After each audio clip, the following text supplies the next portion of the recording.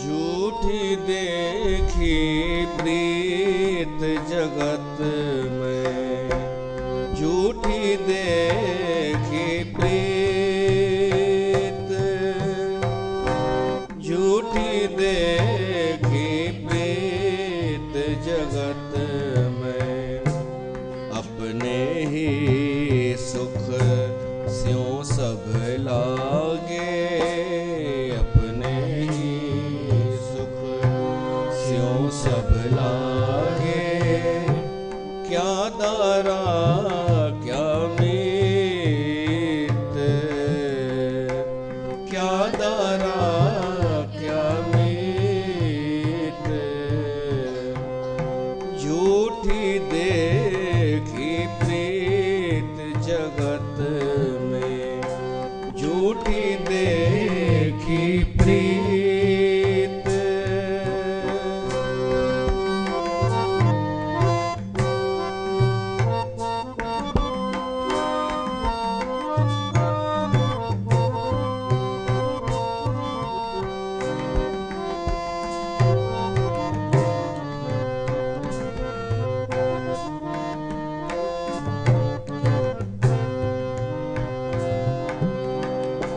मेरो मेरो सभे कहत है, मेरो मेरो सभे कहत है।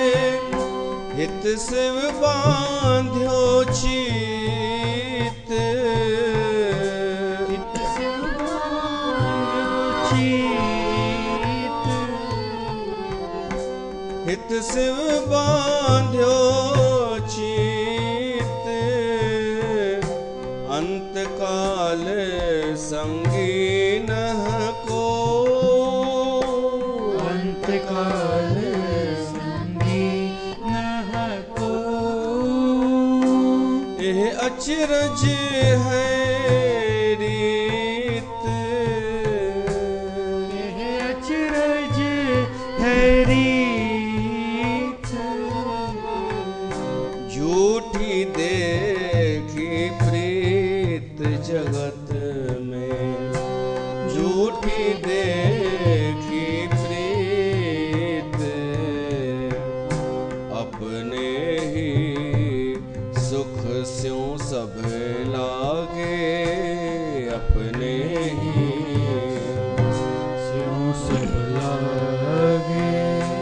क्या दारा क्या मीत, क्या दारा क्या मीत। झूठी देखी प्रीत।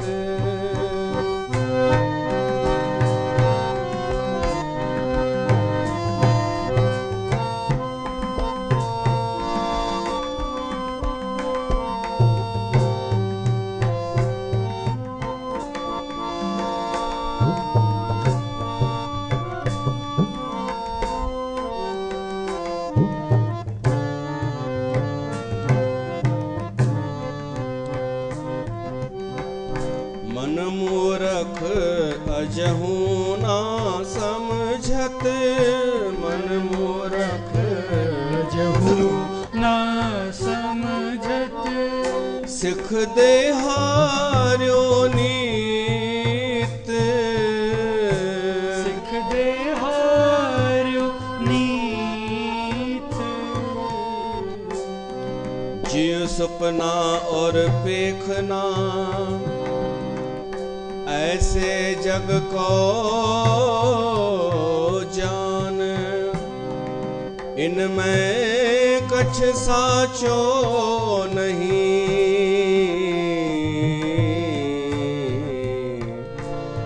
नानक बिन भगवान।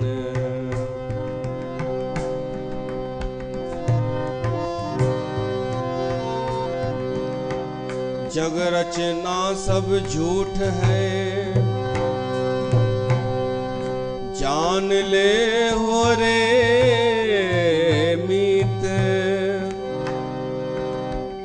कहे नानक थिर ना रहे, कालू की भीत, मन मूरख अजहू ना समझत, मन मूरख ना समझत, सिख दे हार्यो नीत, सिख दे हार्यो नीत,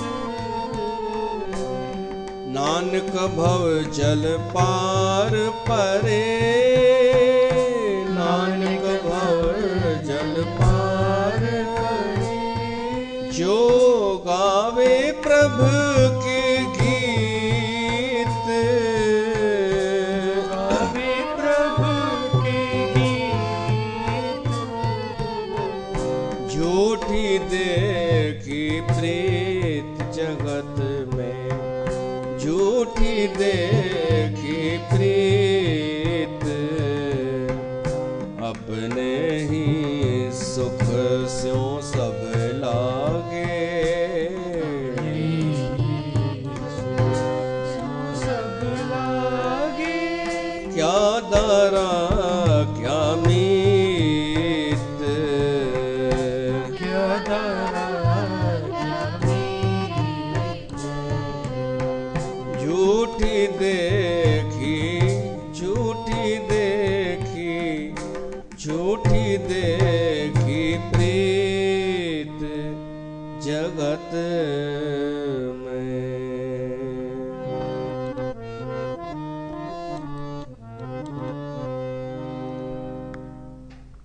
बोल जगत गुरु श्री चंद्र भगवान की जय। प्यारी साथ संगत, गुरु तेग बहादुर साहब जन जी वैरागी बाणीअ सां सत्संग जी शुरूआत था कयूं। तव्हां सभिनीनि जो स्वागत आहे। झूठी देखी प्रीत जगत में वैरागी बाणी आहे।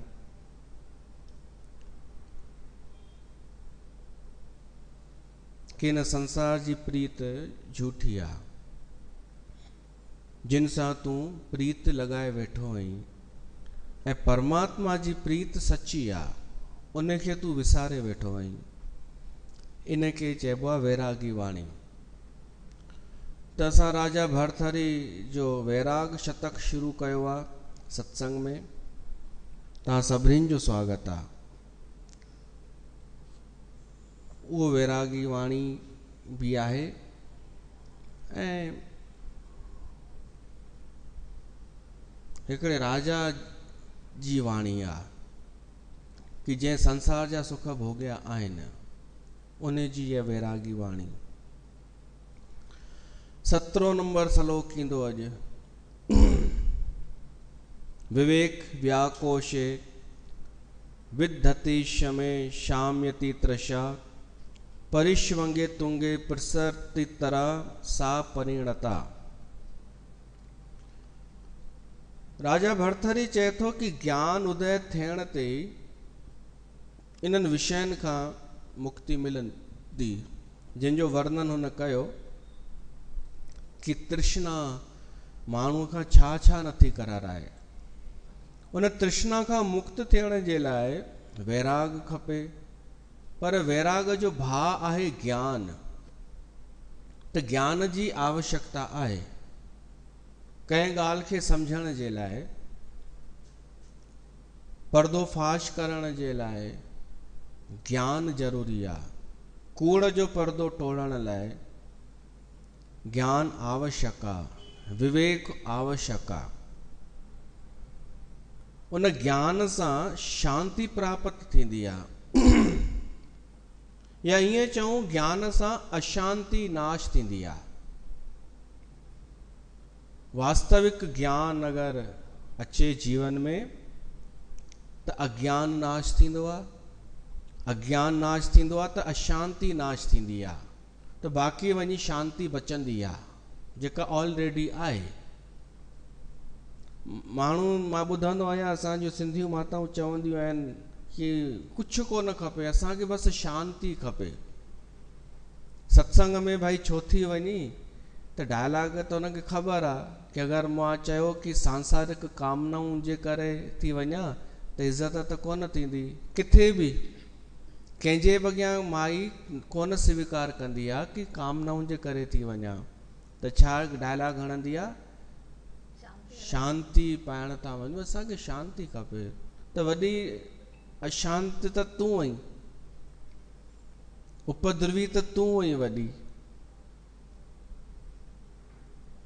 तोखे शांती खपंदी हुजे हा त अञा ताईं त अशांति निकिरी वञी चुकी हुजे हा।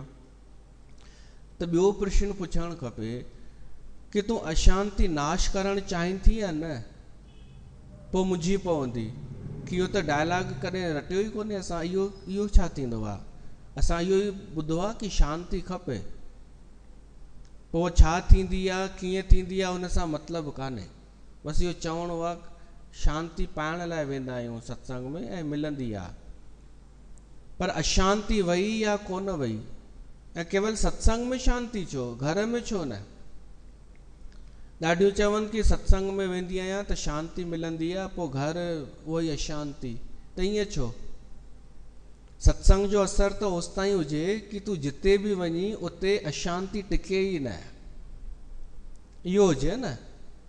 तो जलेबियूं चवन सत्संग में तो शांति, इतना सन्नाटा रहता है, सुई गिरे तो आवाज आए, इतनी शांति, घर में नहीं रहती इतनी शांति। तो पो घर में न रहे तो माना होते आर्टिफिशियल शांति आ, उहा शांति काने जो तहां जिते भी वञो उते शांत माहौल ठायो। तो चवंदा तो सब आहिनि शांति खपे, पर अशांति हटाइण जी ॻाल्हि कोई सोचींदो ई कान्हे, छो त अशांति हटाइण में कुर्बानी ॾियणी पवंदी, कुछ त्याग करणो पवंदो, पंहिंजी ग़लती निकिरी ईंदी। हाँ, उहो छॾणा पवंदा अशांति जा कम, त माण्हू उहो कोन चवंदो। त इन करे महत्वपूर्ण आहे कि ज्ञान उहो जेको असांजी अशांति हटाए, असांजी खिटपिट नाश करे, असांजो अज्ञान नाश करे। अगरि इहो नथो थिए त पोइ ज्ञान न आहे, उहो ज्ञान न आहे।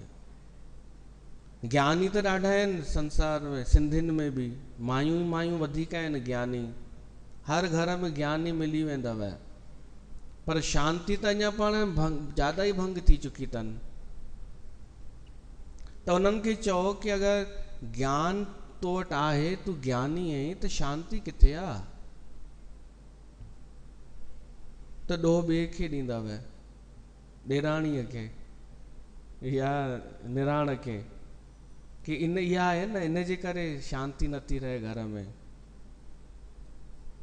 अच्छा, तूं निकिरी वञी तो पोइ जिते वेंदी उते त शांति हूंदी, ख़बर पई हीअ निकिती त घर में शांति थी वई, इहो कोन ॿुधाईंदव कि मुंहिंजे निकिरण खां पोइ शांति थी अथनि। त केरु आहे अशांति फैलाइण वारो? जेको अज्ञानी आहे। ऐं केरु आहे अज्ञानी? जंहिंखे अधु ज्ञान आहे, जेको ॻाल्हियूं रटे वेठो आहे पर उन ते हले कान थो, वो आहे अज्ञानी। वरी अहंकार भी पियो तो करे, अधु ज्ञान जो, अधूरे ज्ञान जो। वास्तविक ज्ञान उहो आहे जेको असांखे शांति प्रदान कंदो, ऐं शांतीअ सां ई तृष्णा शांत थींदी। इहो हिकु क्रम आहे। त ज्ञान छा आहे? ज्ञान इहो ई आहे कि भ्रम जेको टोड़े छॾे उहो ज्ञान। जैसा दिसे वैसा नाही, गुरबाणी आहे कि संसार जीअं नज़र अचे थो ओड़ो आहे कान, या पैकिंग आहे सॼी। उनखे बढ़ाए चढ़ाए ॿुधायो वियो आहे संसार खे, इन करे माण्हू फाथो आहे उन में, ऐं उनजी शांति हली वई आहे संसार में। इन करे फाथो छो त संसार जो वर्णन बढ़ाए चढ़ाए कयो वियो, कूड़ ॻाल्हाए करे। अमीर माण्हू परियां खां सुखी नज़र ईंदो आहे, जंहिं वटि बंगलो आहे, कार आहे, सभु कुझु आहे, पर उहो सुखी आहे कान। इहो हुनखे ख़बर कान्हे परियां खां ॾिसण अचण वारे खे, छो त हुनखे बढ़ाए चढ़ाए के ॿिए माण्हूअ वधाए चढ़ाए ॿुधायो कि ख़बर अथई घणे करोड़े जो बंगलो आहे, विच वारो थो चए, जंहिंजो बंगलो कोन्हे ईअं ई आहे जेको, उहो कंहिं ॿिए खे थो चए हेतिरे करोड़े जो हीउ बंगलो अथई। छा छा हिन में फैसिलिटी आहे। हीउ जेको ॿुधे पियो थो इहो त वाइड़ो पियो थो थिए, कल्पना करे। उहा कथा मां ॿुधी आहे, हिकिड़ो राजा जी सेविका हुई दासी, उहा रोज़ राजा जो पलंग साफ़ कंदी हुई, चादर छंडींदी हुई। त हिकु ॾींहुं चादर छंडींदे छंडींदे वीचार आयो कि हेॾी अद्भुत सेजा आहे, राजा हिन ते सुम्हंदो हूंदो त छा महसूस थींदो आहे, छा फ़र्क़ु पवंदो आहे, हींअर कोई अचे त कोन थो, मां सुम्ही ॾिसां। उन सेविका ईअं सोचियईं, लेटी ॾिसां कीअं थो लॻे। उहा हुन ते लेटी पलंग ते, गद्दा नरम, हुनखे सुठो लॻो कि पहिरियों दफ़ो हर भोग सुठो लॻंदो अथव, पहिरियों दफ़ो, ॿिए दफ़े थोरो हुनजी मात्रा घटिजी वेंदी आहे सुख जी, छो त असांजे मन का नई शइ ॾिठी आहे, पुराणी शइ में मज़ो न ईंदो अथव, चाहे मोबाइल हुजे, चाहे गाॾी हुजे, चाहे कार हुजे, घर बि 10 ॾींहं न चिके चिके भाई कोई नए घर में शिफ्ट थिए त 10 ॾींहं ईअं न, 15 ॾींहं, महीनो मज़ो ईंदो आहे, या हमेशह उहो ई रहंदो आहे, फ़र्क़ु अची वेंदो आहे, छिके छिके महीनो। त हिन जंहिं ग़रीबी ॾिठी हुई दासीअ, इनखे त मज़ो अची वियो ऐं थकियल बि हुई, त निंड अची वियसि। राजा आयो, ॾिठई सुम्ही पई आहे, क्रोध में भरिजी वियो, ॿियनि खे सॾु कयईं कि हीउ कहिड़ो तरीक़ो आहे, हीउ छा आहे, उथारियोसि, हुनखे उथारियनि, उहा घबराइजी वई कि हाणे अलाए छा कंदो राजा। राजा पहिरीं त ॾाढो घटि वधि ॻाल्हाईंसि, तुंहिंजी हिमत कीअं थियई, पोइ चई हिनखे सजा ॾियोसि, चाबुक हैंटर हणोसि हिनखे। उन दासीअ खे हंटर हणण लॻा त उहो रुअण लॻी, चिल्लाइण लॻी, हंटर हणी छॾे ॾिनसि, रोए पई, चिल्लाए पई। पोइ हिकदमि अलाए छा जाॻियो, हुनजो कहिड़ो वीचार उत्पन्न थी वियो जो रुअण त बंदि कयईं, उल्टो मुस्कुराइण लॻी, खिलण लॻी। त ॿियनि पुछियसि छो थी खिली, उन चयईं मां रुगो हिकु ॾींहुं सुम्ही आहियां हिन सेजा ते त मूंखे हीअ सजा मिली आहे, जेको रोज़ हिन ते सुम्हंदो आहे उनखे छा सजा मिलंदी, मां त रुगो हिकिड़ो ॾींहुं सुम्ही आहियां, त इन गद्दे ते सुम्हण जी हेॾी सजा, त जेको रोज़ सुम्हे सुम्हे पियो थो हिते, त उन ॾींहुं मुंहिंजो बदिलो पूरो थींदो, जॾहिं हिनखे यकी सजा मिलंदी इन गद्दे ते सुम्हण जी। त हुन ॻाल्हि त सही चई कि भोगनि खे असां कोन भोगियोसीं, भोगनि असांखे भोगे वरितो। त कोई माण्हू कंहिंखे ज़िक्र करे कंहिं राजा जो, कंहिं सेठ जो, कंहिं बंगले वारे जो, त ॿुधण वारे खे लॻंदो आहे कि ॾाढी वॾी शइ आहे, पर उन सेठ लाइ का वॾी शइ कान्हे बंगलो। हू त रोज़ ईंदो आहे, सॼो ॾींहुं त दुकान ते हूंदो आहे, ईंदो आहे त उहो ई सुम्हंदो आहे जीअं ग़रीब माण्हू सुम्हंदो आहे, निंड सभिनि जी बराबरि आहे, ऐं ॿिए बि ॻाल्हियूं सभु समान आहिनि, जेके नेचुरल आहिनि, प्राकृतिक आहिनि, उन में कोई फ़र्क़ु कान्हे, मन सभिनि जो हिकु जहिड़ो ई आहे, उन में कोई अलॻि अलॻि क्वालिटी न ईंदी आहे, कंपनी कोन ईंदी आहे अलॻि अलॻि। ॿाहिरि सुविधाऊं त प्राकृतिक आहिनि, ऐं अहिड़ा बि माण्हू ॾिठा आहिनि कि सभु सुविधाऊं मौजूदु हूंदे बि मन ख़ुशि कोन अथनि, अहिड़ा बि ॾिठा आहिनि। इहे ई शयूं फर्नीचर ऐं जेको सिंगार जूं शयूं थींदियूं आहिनि उहे उन्हनि खे सुख कोन पिए थियूं ॾियनि, छो त मन उन्हनि जो ख़ुशि कान्हे। इन्हनि जा वरी झंझट बि वॾा हूंदा अथव। ग़रीब जूं समस्याऊं नंढियूं 10-20 रुपए वारियूं, त अमीर जूं समस्याऊं वॾियूं हूंदियूं अथव, उन जूं बीमारियूं बि वॾियूं हूंदियूं अथव। ग़रीब खे त खंघि जुकाम थींदो आहे न रुगो, अमीरनि खे वॾियूं बीमारियूं थींदियूं अथव, हाई फाई। हर शइ हुननि जी वॾी ऊची हूंदी आहे, ऊचा आहिनि न, उहे हर कम लाइ माण्हू रखंदा आहिनि, त उन्हनि जी बीमारी बि स्पेशल हूंदी आहे। छोटियूं मोटियूं बीमारियूं उन्हनि खे थींदियूं ई कोन्हनि, उहे हाई फाई आहिनि। पर हुन जो खानो ख़राब थो थी वञे जेको चङो भलो ख़ुशि आहे, सामान्य माण्हू। भरथर इहो थो चए कि चङो भलो सामान्य माण्हू ख़ुशि वेठो आहे, का चिंता ई कान्हे, पर उन खे ॿियनि माण्हुनि बढ़ाए चढ़ाए करे संसार जो वर्णन कयो। करे हीअं अथई, हूअं अथई, हिन शइ में हीअ अथई।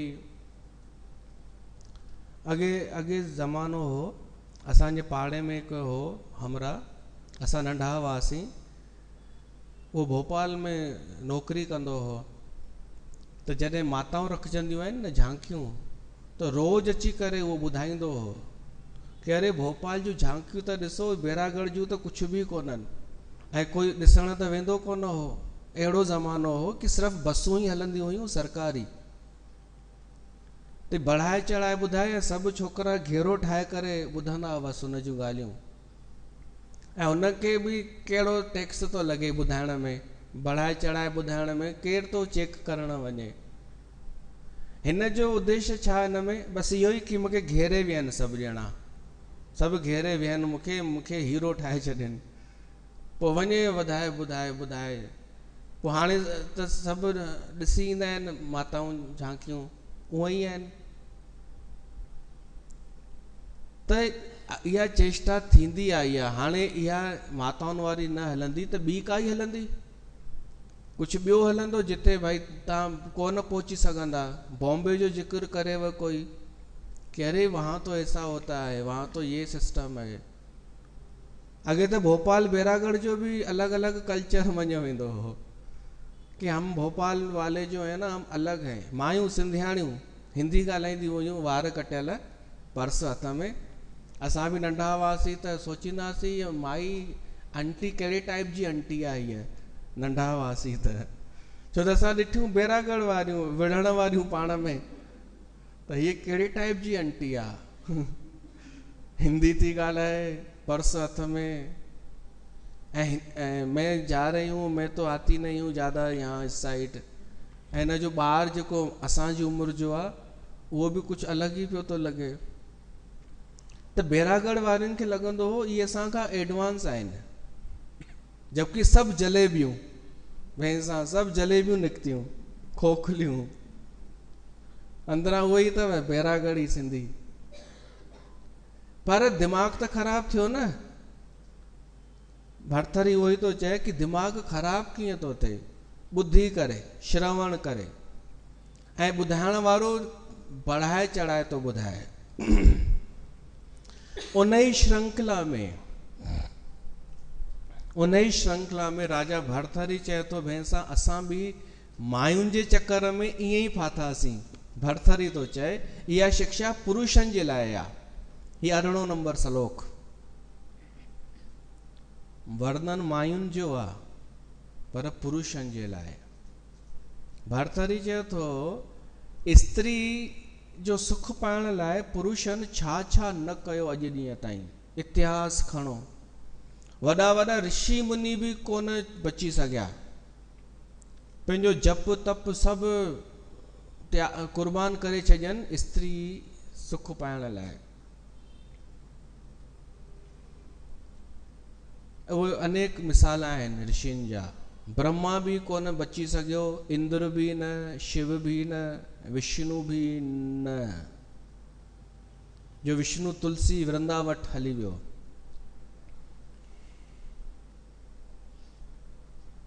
भरथरी चए थो अहिड़ो कुझु आहे ई कान स्त्रीअ में जेतिरो उनखे तव्हां पुरुषनि खे थो चए, जेतिरो तव्हां उनखे दिमाग़ में वधाए छॾियो अथव। एॾो उनखे भरथरी चए थो कि कवीन उन्हनि खे कविताऊं लिखण वारनि स्त्रियुनि जी तारीफ़ में ॾाढो कुझु ज़्यादा ई बढ़ाए चढ़ाए लिखी छॾियो कि उन जूं अखियूं ईअं आहिनि ॼण हिरनीअ जूं अखियूं। ॿुधण वारे खे छा इफेक्ट पवंदो सोचो त सही। उन जूं अखियूं स्त्रीअ जूं हिरनियूं आहिनि, उहो सॼो वर्णन आहे। उन जा वार हीअं, उन जो नक हीअं, चंद्रमा जे समान उन जो मुख आहे स्त्रीअ जो। फिल्मी गाना जो ठहिया आहिनि, चौदहवीं का चांद हो या आफ़ताब हो। इहो भ्रम फैलायो वियो। इहा पुरुषनि जे लाइ शिक्षा आहे त मां पुरुष ॿुधनि, पर स्त्री निंदा न आहे। पुरुषनि जे लाइ हिकु हू आहे कि एॾा चरिया न थी वञो जो तव्हांजी महिनत, तव्हांजो पैसो, तव्हांजो टैलेंट सभु कुझु तव्हां ॾेई था छॾियो कंहिंखे, उन स्त्रीअ खे जंहिं वटि टैलेंट बि कोन्हे, पैसो बि कान्हे, केवल हिकु शरीर स्त्री रूप आहे उन वटि।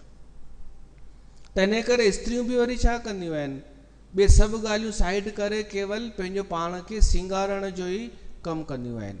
छोकिरियूं कि असां केवल ॾिसण में सुठा अचूं, पुरुष खे इहो ई खपे, पोइ उनजो सभु असां लुटे सघूं था, फुरे सघूं था। ईअं थींदो आयो आहे आदि जुगाद खां, ऐं पुरुष सभु लुटाईंदा विया आहिनि।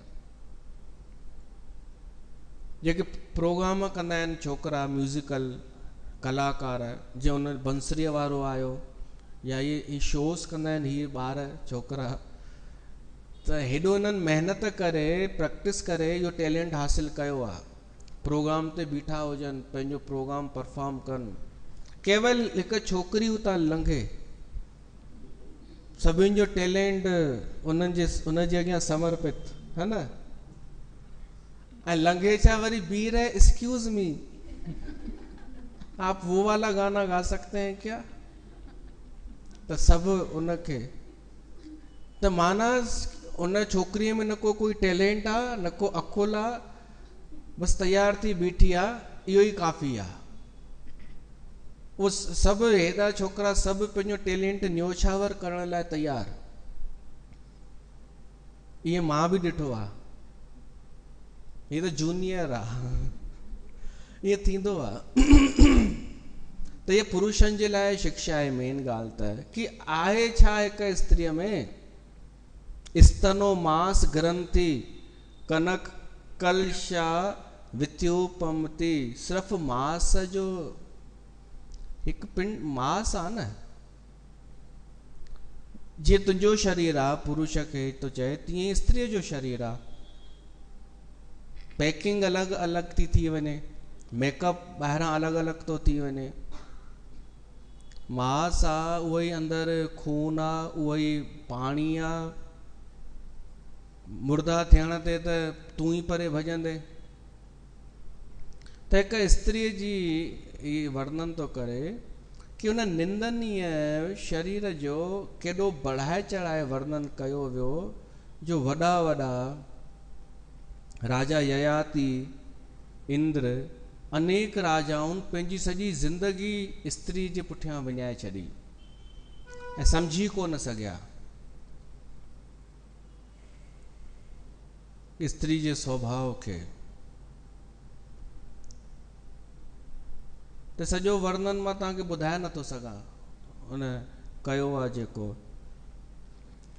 भरथरी चए थो कि तव्हांजी तृष्णा कॾहिं बि शांत कोन थींदी। ययातीअ जी एॾी उमिरि हुई, वरी पंहिंजे पुट जी बि उमिरि वरितई, तॾहिं बि हुनजी तृष्णा शांत, भोग इच्छा शांत कोन थी। त भरथरी चए थो ईअं शांत कोन थींदी, तृष्णा शांत थींदी ज्ञान सां। शांती अचे, शांती ईंदी ज्ञान सां। पर ज्ञान कहिड़ो? वास्तविक ज्ञान, जलेबी ज्ञान न। जलेबिन भी त बढ़ाए चढ़ाए ॿुधायो आहे, इहो जोड़णो पवंदो। जलेबिन केॾो बढ़ाए चढ़ाए मायुनि खे ई माई जे बारे में बढ़ाए चढ़ाए ॿुधायो आहे कि हमारी दादी जी भगवान है, हमारे यहाँ ऊंचा ज्ञान है। त जंहिं ॿुधो उहो भ्रमित थी वियो कि ऊंचो आहे कुछ। त उन्हनि सभिनि खे पाप पवंदो जेके कूड़ ॻाल्हाए करे कंहिंखे बढ़ाए चढ़ाए करे कंहिं सिधे साधे माण्हूअ खे फासाइनि था। ऐं उहो सिधो साधो माण्हू वरी अहिड़ो थो निकिरे, अहिड़ो तो उन्हनि ते विश्वास करे जो सचनि माण्हुनि जो अपमान कंदे बि देरि नथो करे। त कंहिं माण्हू जो ईअं जीवन बर्बाद करणु पाप आहे या कान्हे, सिर्फ़ु पंहिंजो पाण खे हाईलाइट करण लाइ, ॾाढा सिर्फ़ु हाईलाइट थियण जे लाइ कंहिंखे बढ़ाए चढ़ाए पेश कंदा आहिनि। कॾहिं असांखे कंहिं बढ़ाए चढ़ाए पेश कयो आहे? ॼाण कंदा ई कोन।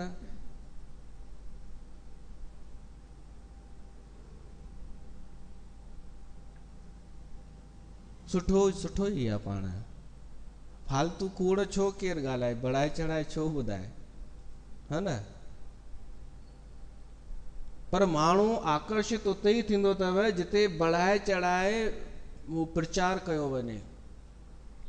भरथरी चए थो ओॾी महिल तव्हां फासो था। विज्ञापन छा आहे? टीवीअ ते एडवर्टाइज़ जेका ईंदी आहे उहा छा आहे? अॻे हिकु ई चैनल हो दूरदर्शन जो, त माण्हू एडवर्टाइज़ बि ॾिसंदा हुआ, विज्ञापन खे बि कोन छॾींदा हुआ। यादि थी वेंदा हुआ माण्हुनि खे, ओहो दीपिका जी, इन टाइप जा माण्हुनि खे यादि थी वेंदा हुआ। छा? आपकी पसंद और मान गए दोनों को।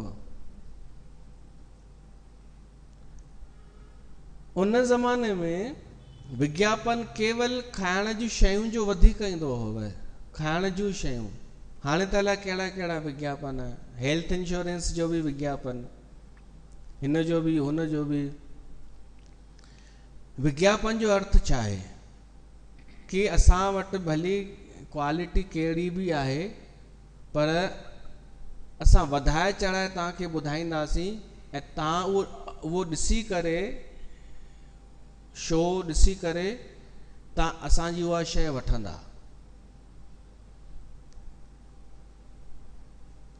त विज्ञापन केवल टीवीअ में थोरी ईंदो आहे, संसार में बि त विज्ञापन हलंदा आहिनि। जेॾी महिल के माण्हू, मायूं ख़ासि कर कंहिं ग्रुप जो प्रचार कंदियूं आहिनि, सत्संग ग्रुप जो, कि हमारे सत्संग में ऐसा होता है, उसके बाद तो एंड है,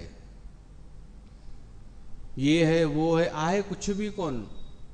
जॾहिं माई वेंदी आहे पहिरियों दफ़ो जलेबी सत्संग में, या ॿिए बि, केवल सत्संग छो, ॿिए बि त थींदा आहिनि,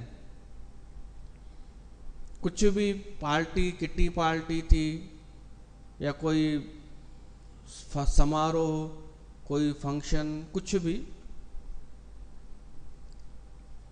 तो उनमें या बोरवन क्लब में प्रचार करना है कि एक बार हमारे क्लब में आके देख, सब लोग गाना गाते हैं, मजा आता है।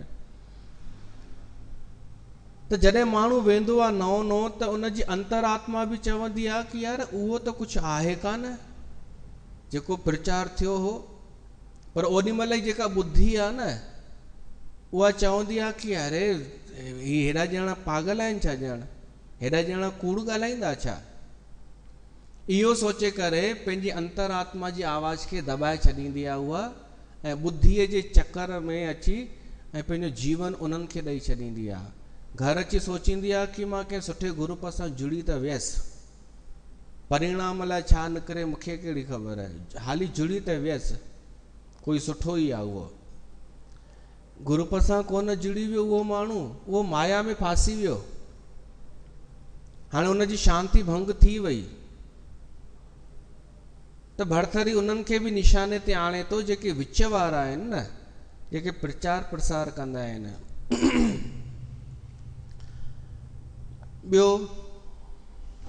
ॿियो हिते 19 नंबर श्लोक में तो अचे कि प्रचार करण वारा प्रचार त कनि था, पर असांजी मन जी भी त ग़लती आहे। उहो बि शायदि उहो चाहे थो तॾहिं त वञे थो। केवल प्रचार करण ते थोड़ी कोई हली वेंदो आहे। प्रचार वारो चए थो कि तव्हां असां वटि ईंदा त तव्हांजे धन में बरकत पवंदी, त माना धन जो लोभ आहे तॾहिं त जुड़ियो न हुन सां, बिना पतो लॻाए कि हिन जे दावे में केतिरो दम आहे। कोई चए थो तव्हां अचो, तव्हांखे असां अॻियां अॻियां विहारींदासीं, हाईलाइट कंदासीं, त हिनखे चाहना आहे न तॾहिं त वञे थो। त भरथरी हाणे चए थो कि जीव मनुष्य जी बि इन में सहमति आहे, फासण में। इन में मिसाल थो ॾे ॿिनि ॼणनि जो, हिकु पतंगो पोपट, जेको मोमबत्ती ॾिसी करे उन जे तरफ़ आकर्षित थींदो आहे, पोइ गोल गोल घुमी घुमी उन में ई वञी सड़ी मरंदो आहे। ॿियो मछलीअ जो, मछली जेको पकड़ींदो आहे मछली, उहो कांटे में मांस खे फासाए करे ऐं फिटी कंदो आहे नदी तालाब में, त मछली उन मांस खे खाईंदी आहे त फासी वेंदी आहे। इन्हनि ॿिनि जो दृष्टांत ॾे थो। अजानंदा हात्यम्य पततु शलभे दीप दहने स मीनो अप्य ज्ञाना द्वडिश युत मशनातु पिशितम विजानतो अप्यते व मिह विष ज्वाल जटिला न मुंचाम कामा न गहनो मोह महिमा। भरथरी चए थो कि पतंगो ऐं मछली त अज्ञानी आहिनि, इन्हनि खे असां ग़लति नथा चई सघूं। पतंग खे छा असां ग़लति चवंदासीं छा? हुनखे ॿुधी ई कान्हे। हुनखे कहिड़ी ख़बर आहे कि हीअ जेका रोशनी आहे मोमबत्तीअ जी, इहा मोमबत्ती आहे या बाहि आहे। हुन बाहियूं त ॾिठियूं आहिनि झंगल में, हुन लाइ मोमबत्ती का नई शइ आहे। ऐं हिकु ई दफ़ो ई त फासंदो आहे पतंगो पोपट, ओॾी महिल हिकु दफ़े में हू जली भस्म थी वेंदो आहे। मछली हिकु दफ़ो ई त फासंदी आहे। अगरि हिकु दफ़े में बची वञनि त पोइ थोड़ी फासंदा। पर माण्हूअ जी ॾिसो, मनुष्य इन्हनि विषयनि जे प्रति परियां खां आकर्षित थींदो आहे, फासंदो आहे। फासण खां पोइ सोचींदो आहे कि यार कुझु आहे ई कोन, हटी वेंदो आहे, वरी फासंदो आहे, हटी वेंदो आहे, वरी फासंदो आहे। त भरथरी चए थो कि इहा मोह जी कहिड़ी महिमा आहे, इन माया जी कहिड़ी महिमा आहे कि मनुष्य जानबूझ कर इन्हनि विपत्ति वारनि विषयनि में आकर्षित थींदो आहे। चाहे खाइण जी शइ हुजे, चाहे घुमण जी हुजे, ॾिसण जी का शइ हुजे, काई बि जेके बि भोग आहिनि, मनुष्य बार बार आकर्षित थींदो आहे। भोगण खां पोइ बि सिखंदो कान्हे कि अनुभव त वठी वठां कि हिन जो छा आख़िर अनुभव थियो, मूंखे छा मूंखे प्राप्त थियो। अजीब आहे मनुष्य, बार बार मोहवश थी करे हू बार बार उन में ई फासंदो आहे, समझदार थी करे बि। भगवान उनखे बुद्धि ॾिनी आहे मनुष्य खे, विवेक आहे उन वटि, पर वो इस्तेमाल नथो करे। वरी अखियूं बंदि तो करे छॾे, वरी अखियूं बंदि करे चए थो न न मूंखे वरी भोग ई खपनि, उहो ई मूंखे खपे, सुख सुविधाऊं ई खपनि। भोगे करे चए थो कुझु ख़ासि त कोन हो, वरी पर वरी कुछ टाइम खां पोइ वरी उन जे तरफ़ आकर्षित थो थिए।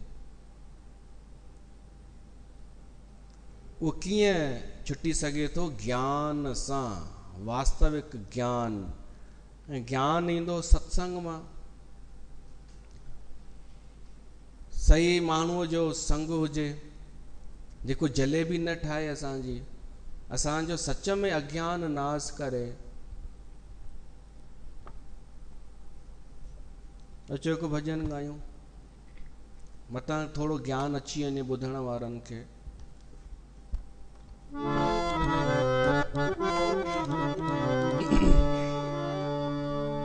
छो नथो सोची मूर्ख बंदा, हिक ॾींहुं वेंदे दुनिया छॾे। छो नथो सोची मूर्ख बंदा, हिक ॾींहुं वेंदे दुनिया छॾे। कूड़े जग जा कूड़ा नाता, कोई न हलंदई संगी उते।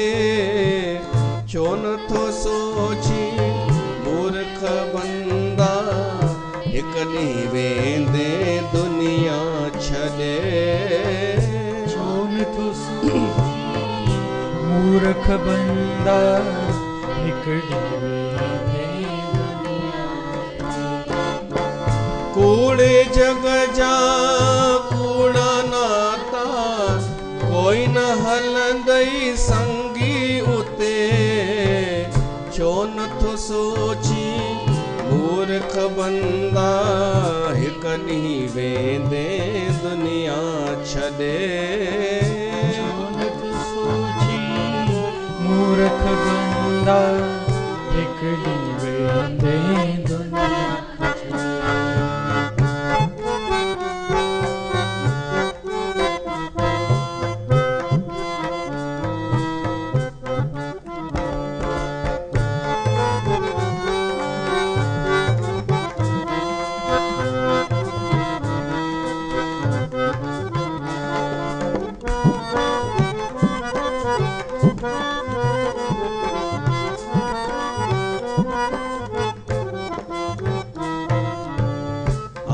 अकेलो वेंदे अकेलो, जेकी ॾिसी पियो दुनिया जो मेलो।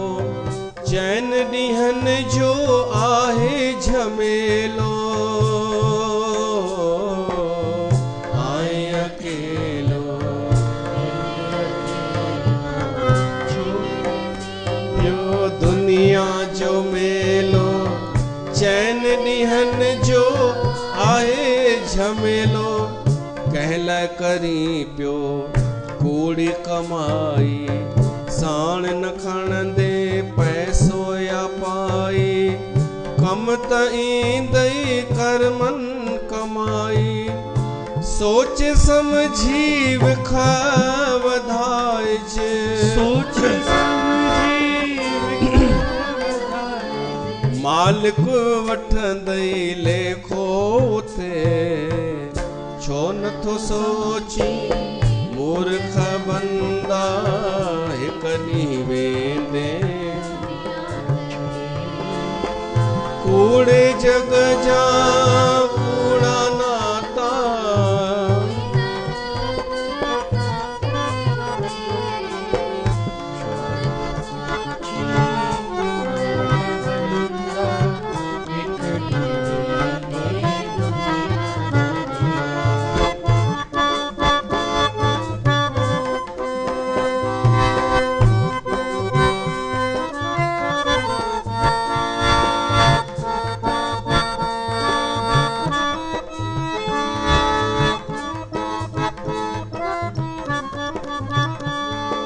दुनिया ने हमको दिया क्या, दुनिया ने हमसे लिया क्या, हम किसकी परवाह करें क्यों, हमारा दिया। दुनिया ने हमको सब कुछ दिया, दुनिया ने हमसे लिया, समय ले लिया। हम सबकी परवाह करें क्यों,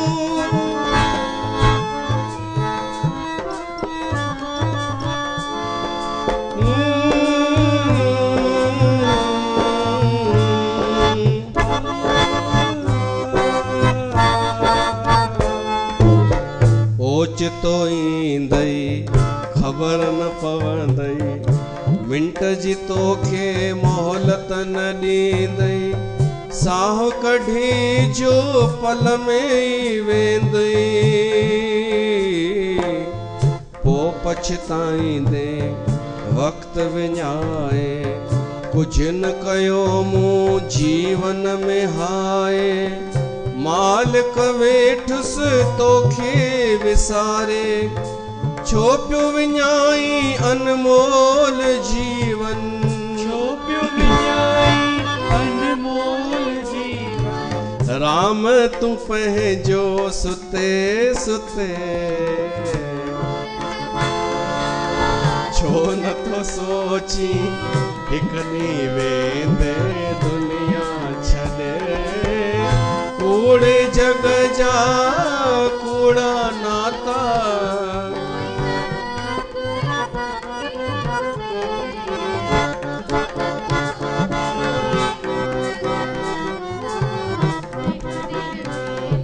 दुनिया छॾे। हाणे हिकु ॻाल्हि ॿुधायो, असांजो एॾो म्यूज़िक पिया था ॿुधूं, कन रस श्रवण पिया था कयूं, आनंद पिया था माणूं, त इहो ग़लति त कान्हे? छो त ॻाल्हि हले पई थी वैराग जी, ऐं भई फासो न, त ही फासण त कान्हे किथे? भाई वैराग भी तो निर्दोष हुअण खपे न, माना उनमें कोई हो न हुजे कि कोई वैराग माना इहो थोड़ी कि जीअं तव्हां चवंदा आहियो कि बिल्कुलु चुप सन्नाटो, आनंद ही त, हा, आनंद अचणु ज़रूरी आहे। अधु तव्हां सही चयव, अधु सम्झ में कोन आयो, अधु सही चयो, मां सम्झी वियुमि, बिल्कुलु तव्हां सही था चओ, तव्हां इहो था चवणु, मां थो चवांव कि फासण कान्हे, छो त ही ॿुधी करे तव्हां वीचार कयो था फासो कोन पिया था, तव्हांजी आत्मा मुक्त पे थी थिए, ही संगीत ॿुधी करे। अगर जेॾी महिल तव्हांखे हल्कोपन महसूस थिए, आनंद महसूस थिए, त समझो मुक्ति शुरू पे थी थिए, पोइ भली संगीत ॿुधी करे ई। ऐं ॿी ॻाल्हि जेका तव्हां चयव, जलेबियूं जेॾी महिल वैरागी भॼन ॻाईंदियूं आहिनि न, त रोई अहिड़ा किन कंदियूं आहिनि, भाभी जया भाभी, खिलंदड़ सुठा न अहिड़ा चेहरा, माण्हू मुस्कुराए न।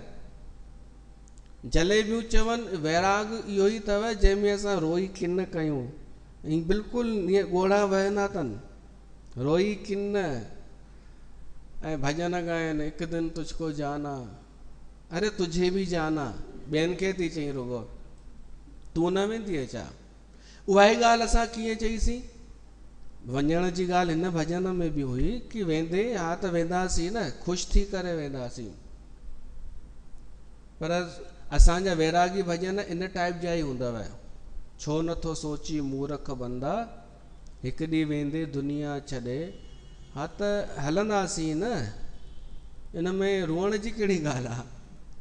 ही रोई करे ॿुधाइनि कि देखा, पोइ वरी घोड़ा उगी करे देखा, कितना ऊंचा ज्ञान है ना हमारा, धूड़, ऐं तव्हां वरी हिननि खे भॻवान ठाहे मथे चाढ़े छॾींदा आहियो, ऊंचा ज्ञान, ऐं तव्हां ई चाढ़ींदा त किराईंदा बि तव्हां ई हिननि खे, तव्हां माना समाज, असां नखे नको चाढ़ियव, नको किरण जो डपु आहे, असां धरातल ते ई आहियूं।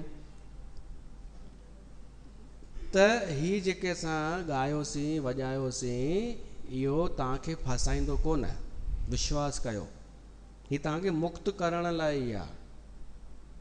फासाईंदो उहो अथव जेको तव्हांखे अञा दुखी करे, अञा तव्हांखे बंधन में विझे, तव्हांखे कुझु ईअं महसूस थिए कि कंफ्यूज़न, ॿधियल ॿधियल, अजीब, डपु भय वधे तव्हांजो, इहा निशानी अथव।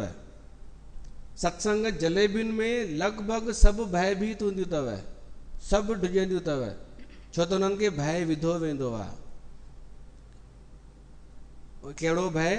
कि अगरि असांजे ख़िलाफ़ तो कुझु चए ई न, त जेतिरा बि 28 प्रकारनि जा नरक आहिनि न, उहे सभु तो वटि पहुची वेंदई, अहिड़ो भय। हिते असां कारकते कथा में 28 प्रकारनि जा नरक ई स्टेपलर लॻाए छॾियोसीं, हुन कथा जे पेजनि खे स्टेपलर लॻायोसीं, छा मतिलबु ई कोन्हे। ही उन्हनि जे लाइ आहे जेके भॻवान खां विमुख आहिनि, थोरो डिॼारे करे भॻवान सां जोड़बो आहे न, त उहो तरीक़ो आहे इहो हिकु। हिते केरु आहे भॻवान खां विमुख? हिते त भॼंदा भॼंदा ईंदा आहिनि कारकतनि में, सुबुह सुबुह जो भॼंदा ईंदा आहिनि की असां भॻवान सां भॻवान जी कथा ॿुधण था वञूं, त उन्हनि लाइ स्टेपलर लॻाए छॾियोसीं कि नर्क तव्हांजे लाइ कोन्हे। ही जलेबियूं ईअं डिॼारींदियूं अथव। त इहा निशानी अथव कि अगरि तव्हांखे भय महसूसु थिए सत्संग में वञी करे, त तव्हांखे उहे माण्हू फासाइनि पिया था। पर अगरि तव्हां निर्भय थींदा वञो, प्रसन्नचित थींदा वञो, केवल हिते न घर में बि, त सम्झो उहो सत्संग तव्हांखे मुक्त पियो थो करे।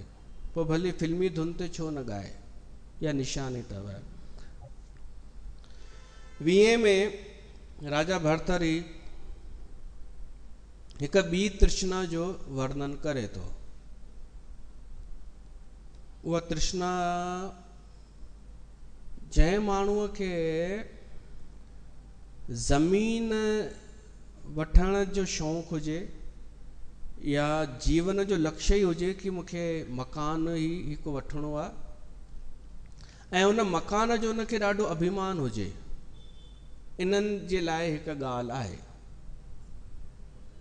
हूअ थी वई स्त्रीअ वारी ॻाल्हि, स्त्रीअ खे पाइण जी चाहना।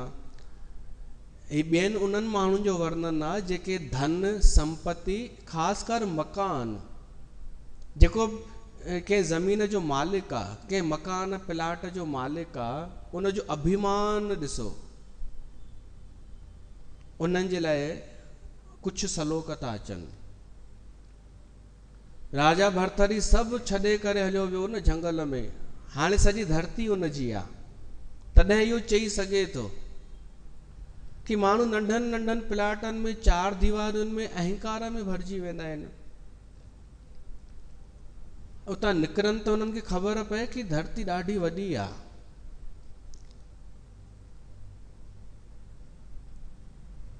भर्तरी चए थो कि धरती आख़िर आहे छा? तव्हां 1 फुट प्लाट लाइ या 1000 फुट प्लाट जे लाइ जीवन सॼो ॾेई छॾींदा आहियो। उहा धरती आहे केवल जल सां घिरियल मिटीअ जो हिकिड़ो टुकड़ो। अगरि ब्रह्मांड जे हिसाब सां ॾिसूं त ब्रह्मांड जे हिसाब सां असांजी इहा धरती केवल उन अस्तित्व जे लाइ, त सम्झो हिकिड़ो टब में पाणी भरियल आहे, उन में मिटीअ जो हिकिड़ो टुकड़ो पियल आहे परमात्मा जे लाइ, ऐं असां उन कैटेगरीअ जा आहियूं परमात्मा जे स्वरूप सां। हिन शरीर खे पंहिंजो सम्झण जे करे नंढा पाण खे एतिरो ई सम्झंदा आहियूं, शरीर जेतिरो। हीअ धरती आहे केवल मिटीअ जी हिकु परत आहे, ऐं सदाई इते जी इते ई रही आहे, इते जी इते ई रही आहे।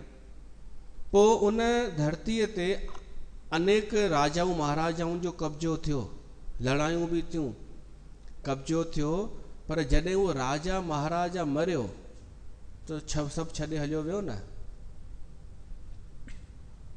बैरागढ़ में पहिरीं मिलिट्री एरिया हो, ऐं हिन असांजे एफॉल्ड में त झंगल टाइप हो, का वैल्यू न। हाणे सभिनि खां वधीक हिते ई वैल्यू आहे। पहिरीं कोई ॿियो रहंदो हो 100 साल पहिरीं, उनखां पहिरीं जानवर घुमंदा हुआ हिते।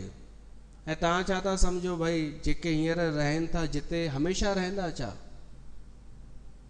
असांजे पाड़े में विकामजनि पिया था घर, ऐं मार्केट ठहण जी पे थियूं ॻाल्हियूं हलनि धीरे धीरे। पोइ जिते दुकान थी वेंदा त चवंदा पहिरीं हिते जॻहियूं हूंदियूं हुयूं। त सोचे अगरि माण्हू त ज़मीन कंहिंजी बि कोन थी आहे। सम्झो अॼु कंहिं भाईअ जो बंगलो आहे ऐं उनखे 4 पुट आहिनि, भाईअ खां पोइ उन्हनि पंहिंजा हिसा करे वरिता 4, उन्हनि उहो बंगलो विकिणी छॾियो, पोइ अलॻि अलॻि जॻह ते वञी पंहिंजो पंहिंजो हिसो वठी रहिया। त हाणे बंगलो कंहिंजो थियो? हुन भाई जो त थियो ई कोन। जेको हमेशा सम्झंदो हो कि मुंहिंजो आहे, मां मालिक आहियां, अरे तूं त हलियो वे। हाणे जेके चइनि पुटनि ॿियनि हंधि वरितो आहे, उन मां को हिकु अधु हू बि निकिरंदो बर्बाद करण वारो, उहो बि पंहिंजो विकिणी करे किथे किराए ते वञी रहंदो, उहो बि थी वियो कंहिं ॿिए जो।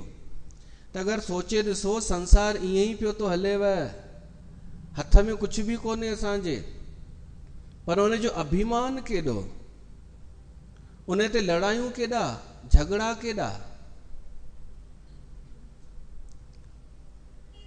कल्ह हिकिड़े संत जी महंत जी हत्या थी वई, इहो ई ज़मीनी विवाद, लालच। ऐं उहो सामान्य न हो, अखाड़े जो अध्यक्ष हो, सभिनी 13 अखाड़नि जो अध्यक्ष। त ज़मीन त उते जी उते ई रही आहे, ऐं कंहिंजी थी कोन्हे, पर माण्हूअ पंहिंजो सॼो जीवन लॻाए छॾियईं हिकु मकान ठाहिण में। ऐं वरी उनजो अभिमान केॾो, अभिमान कि मां मालिक आहियां, हीउ मुंहिंजो हेतिरो प्लाट आहे। जीअण उनजो उहो सफ़ा दुखदाई जीवन, उनजो दुख में ई पियो थो जीए वञे, पर ख़ुशि लॻो पियो आहे मूं वटि हेतिरा प्लाट आहिनि। ऐं उहे माण्हुनि जो बि ज़िक्र थो करे भरतरी कि जेके माण्हू उन्हनि राजाउनि वटि वञी याचना कंदा आहिनि, कुझु घुरंदा आहिनि कि साईं तव्हां हेॾा वॾा, तव्हांजो राज आहे, तव्हां कुझु ॾियो असांखे, दान पुण्य ॾियो, उहे वॾा वॾा राजा ॾींदा कंहिंखे बि कोन्हनि। भरतरी थो चए जे अधिकतर राजा जेके ॾाढी ज़मीन जा मालिक आहिनि, उहे ॾींदा कोन्हनि, उहे ज्यादा ई कंजूस हूंदा आहिनि। उन्हनि खे लॻंदो आहे असां ग़रीब न थी वञूं, अगरि असां दान में ॾींदा वञूं ज़मीन, त ईअं न असां ई घटि थी वञूं। त राजा भरतरी चए थो कि उन्हनि माण्हुनि खे धिकार आहे जेके राजाउनि महाराजाउनि खां ज़मीन टुकुर वठण लाइ हथ फैलाईंदा आहिनि, या कुझु ॿियो वठण जे लाइ, ॾींदनि उहो ई बि कोन। 21 नंबर श्लोक में राजा भरतरी चए थो, मां हिते वेठो आहियां जंगल में, हिते कहिड़ी दिक़त आहे, सॼो प्लाट जिते खपे, जिते रहणो अथई वेह, जिते घुमणो अथई घुम, तोखां कोई कोन पुछंदो। शहर में तोखे चवंदई असांजे पासे में कीअं अची वई, असांजे एरिया में, असांजे घर जे तरफ़ तो गाॾी बि कीअं बीहारी आई।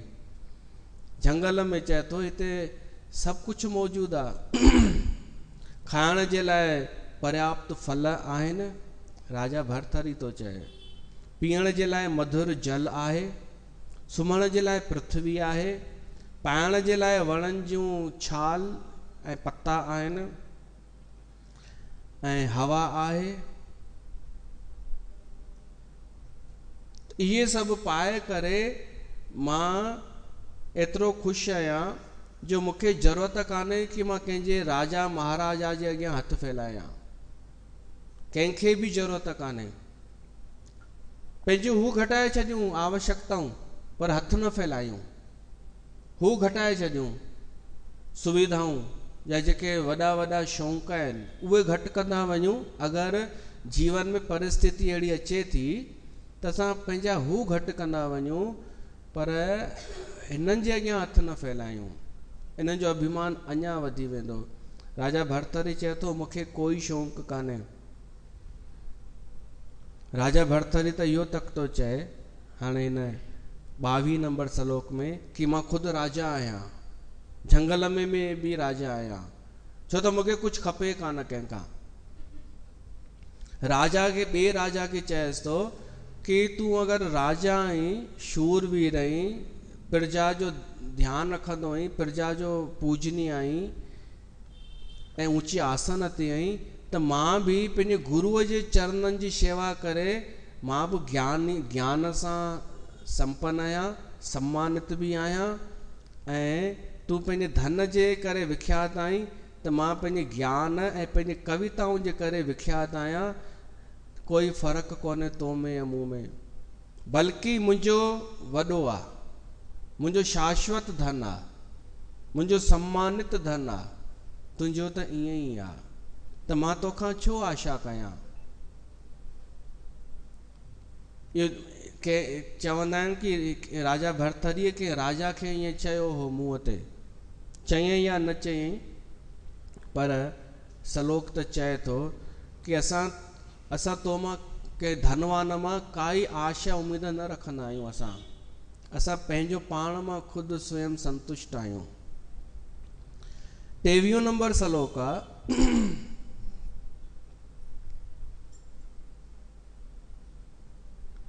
कि सैकड़नि सवेन राजाउनि हिन पृथ्वीअ खे भोॻियो आहे। हिकु स्त्री तो ठाहे हिनखे पृथ्वीअ खे, राजा भरथरी। का माई का स्त्री कंहिंजी पत्नी हुजे, पोइ वरी उहा पंहिंजे घोट खे छॾे कंहिं ॿिए सां शादी करे, मिसाल वरी उनखे छॾे वरी कंहिं टे जी थी वञे, वरी कंहिं चौथे जी, त उनखे पाए करे का गौरव जी ॻाल्हि आहे छा अहिड़ी स्त्रीअ खे पाए करे? न, जंहिंखे अनेक जंहिंखे ऐं उन पाइण शादी बि न करे कंहिं हिक सां, रुगो अची करे बसि उनजे अॻियां बीहे ऐं प्रपोज़ल करे फ्रेंडशिप जो, ऐं उन में ई चरियो थी वञे, त उनखे छा चइबो? कि अलाए घणनि जी इहा ज़ाल थी आई आहे, पोइ तो वटि आई आहे, रुगो फ्रेंडशिप थी करई, त तूं पाण खे ॾाढो ख़ुशि थो सम्झी, त उनखे मूर्ख चइबो न। त राजा भरथरी चए थो इहा धरती बि ईअं ई आहे, अलाए घणा हिनखे भोॻे चुका, हिक ई प्लाट खे अलाए घणा हुनजा स्वामी थी करे पंहिंजो हक़ ॼमाए करे विकिणंदा विया, अलाए घणा वठंदा विया, उन मां थोरो तोखे प्लाट मिले थो त तूं अलाए छा पियो थो सम्झी पाण खे, त उहो बि मूर्ख आहे, गंवार आहे। असांखे ज़मीन मिलंदी आहे केवल हिन शरीर जे लाइ, रहण जे लाइ मिलंदी आहे, आसक्ति करण लाइ थोड़ी मिलंदी आहे, इन लाइ थोड़ी मिलंदी आहे कि गॾु खणी हलणी आहे, केवल उपयोग जे लाइ मिलंदी आहे। त उपयोग करे वठूं ऐं पंहिंजो आत्म कल्याण करे वठूं। जीअं कि होटल में वञिबो आहे त रूम में असांखे ॾाढियूं सारियूं शयूं मिलंदियूं आहिनि, 5 स्टार होटल में मैगज़ीन मिलंदी, फ्रिज में चॉकलेट रखियल हूंदा, ॿिए शयूं, हा न, बाथरूम में बि सभु शयूं, शेविंग वेविंग जो, उहे छाजे लाइ हूंदियूं आहिनि? यूज़ करण जे लाइ। तव्हां जेतिरा ॾींहं आहियो होटल में, इहे सभु तव्हां उपयोग में आणियो, तव्हांजी सेवा में आहिनि।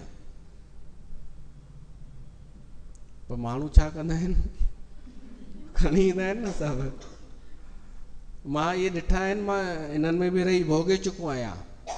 त हिकु मुंहिंजो दोस्त हो, उहो जॾहिं घर, इंदौर जी ॻाल्हि आई आहे, दोस्त हो जॾहिं घर पियो अचे त बैग खोले अची ॾे, खणी त ॾेई जेके आहिनि, हू बि कोन चयईं टूथपिक, चई लकड़ी उठाना जरा। ईअं ई हो, मतलब आर्टिस्ट हो कोई, पर भोपाली। क्या कर रहे हो? 2 रुपए दे रहे हो? वो ये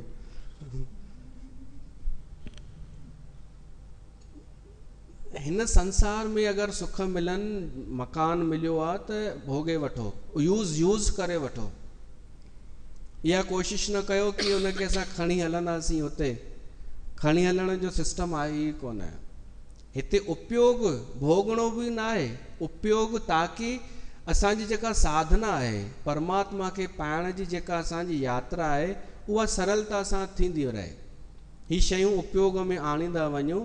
हिननि शयुनि जो केवल एतिरो उपयोग आहे कि असांजो दुख नाश कंदियूं आहिनि, सुख कोन ॾींदियूं आहिनि।